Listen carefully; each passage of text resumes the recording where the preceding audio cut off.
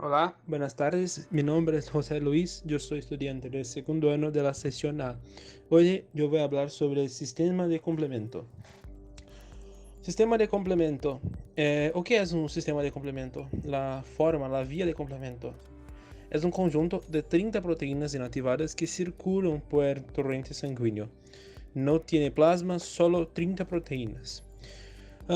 La vía de complemento es una parte de la inmunidad innata, es decir, este mecanismo no diferencia entre patógeno que la célula ya tiene un recuerdo de que está viendo por la primera vez. Sin embargo, las formas de complemento necesitan del área de la reacción de antígeno-anticuerpo para que se activar. ¿Cuál es la principal función de la vía de complemento? La vía de complemento su función principal es la lisa de células infectadas de patógenos, además de producir quimiosinas que potencializan la respuesta inflamatoria. ¿Cómo el complexo ataca el patógeno? A princípio, uma cascada de reação acontece e conduz ao MAC, um complexo de ataque à membrana. Aguajeros se formam na membrana plasmática do patógeno que conduz à entrada de água e posteriormente à sua lise osmótica. Em MAC, algumas das proteínas se incidem e não participam no processo de formação desse mesmo, do MAC. Assim, outras coisas como opsonizar o patógeno e fazer quimiotaxis. O sistema de complemento existen tres vías de actuación, ¿cierto? La primera, más utilizada, es la clásica. Tiene también la alternativa y la vía de las lectinas. Ya vamos a hablar sobre las tres, cómo actúan, cuáles sus diferencias y además. Para comenzar a hablar sobre la vía clásica, tenemos que tener en cuenta sobre el fragmento de C1, una proteína que es formada por 6 moléculas de C1Q, 2 moléculas de C1S y 2 moléculas de C1R. En el inicio de la vía clásica, el proteína C1Q se liga a fracción constante del campo IgM o IgG, o que tiene sentido porque son los primeros en ser producidos y una respuesta inmune. Isso genera uma ativação de CR, C1R e C1S, que clivam os fragmentos de C2 e C4. El C2 se divide em C2b e C2a, e C4 se divide em C4b e C4a. As proteínas clivadas C2a e C4b regressam ao torrente sanguíneo, enquanto C2b e C2a se juntam e passam a se chamarem C3 convertase, uma máquina de conversão das proteínas C3. Assim que o C3 é clivado, a C3A regressa ao sangue e C3b permanece na membrana e se junta ao C3 convertase, assim formando o C5 convertase. Assim que C5 é convertido, C5A vuelve ao sangue e C5b permanece na membrana, pero não se associa com a C5 convertase. C5b chama outras proteínas para que comecem a formar o MAC, C6, C7, C8 e fragmentos de C9 em forma de tubo. Assim que o MAC é formado, se começa a lise osmótica do patógeno. E o que se passa com C5A e C3A?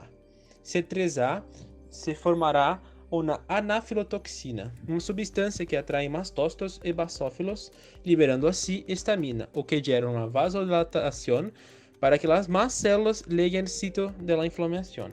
E C5A, mesma coisa, pero vai produzir quimiotaxis.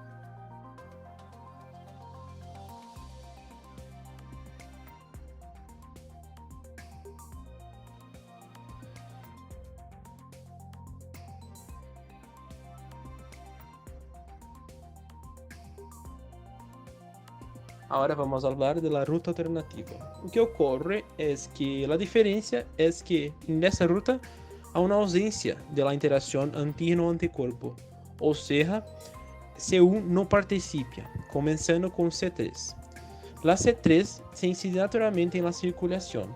Esto genera una hidrólisis el mismo y un enlace en la superficie bacteriana con el factor B. O sea, tenemos C3b junto de ese factor B en la membrana. Un factor D se divide el factor B en BA y BB. O sea, C3b y BB se transforma en C3 convertase. Mas um C3b se associa a esta formação, formando assim C5 convertase. Esta é a única diferença entre a ruta clássica e a ruta alternativa.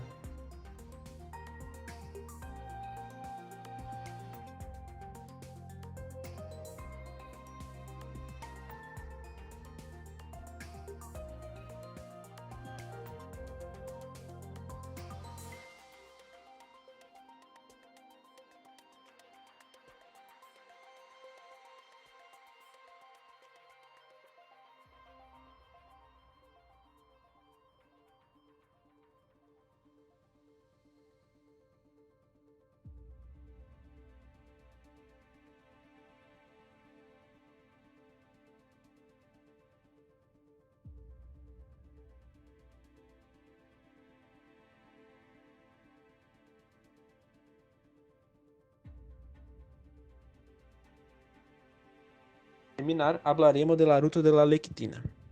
La única diferencia de la ruta de la lectina para la vía clásica es que en vez de termos una proteína C1, tenemos la mannose, una azúcar que se encontra en la superficie de fungos y bacterias. Esta proteína es muy similar a C1 y lo resto es igual a la forma clásica. Muchas gracias por la atención, profe.